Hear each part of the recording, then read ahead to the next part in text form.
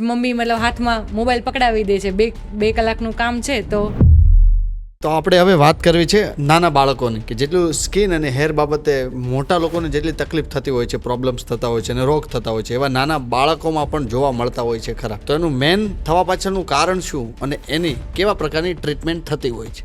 Main કારણોમાં જોઈએ બાળકોમાં તો ન્યુટ્રિશનલ ડેફિશિયન્સી, જ્યારે મતલબ માતાએ જ પૂરતા પ્રમાણમાં પોષણ ના લીધું હોય તો એ ન્યુટ્રિશનલ ડેફિશિયન્સીના લીધે નાની મતલબ જે બાળક જન્મે એવું તરત જ એની સ્કિન પણ બહુ ઘણી સ્કિન પણ ઘણી વધારે સેન્સિટિવ હોય, ઇઝીલી મતલબ બહારથી કોઈ પણ ઇન્ફેક્શન બી બહારથી એને બહુ ઇઝીલી લાગી જતું હોય. એટલે મતલબ આજુબાજુનું એટમોસ્ફિયર પણ એટલું જ વર્ક કરે છે કે ડર્ટ, પોલ્યુશન, ઓવર ડ્રાયનેસ, વધારે પડતો તડકો કે વધારે પડતી ગરમી પણ સ્કિનને ડેમેજ કરી શકે છે. આ ઉપરાંત બીજું જોવા જાય બાળકોમાં આપણે જે બ્લુ લાઇટની વાત કરીએ, કાંઈ મતલબ અત્યારે ન્યુક્લિયર ફેમિલી બી થઈ ગયા છે કે બીજું કોઈ રાખવા માટે છે નહીં, તો હાથમાં મોબાઈલ પકડાઈ દેશે તો પોતાના કામ થઈ શકશે.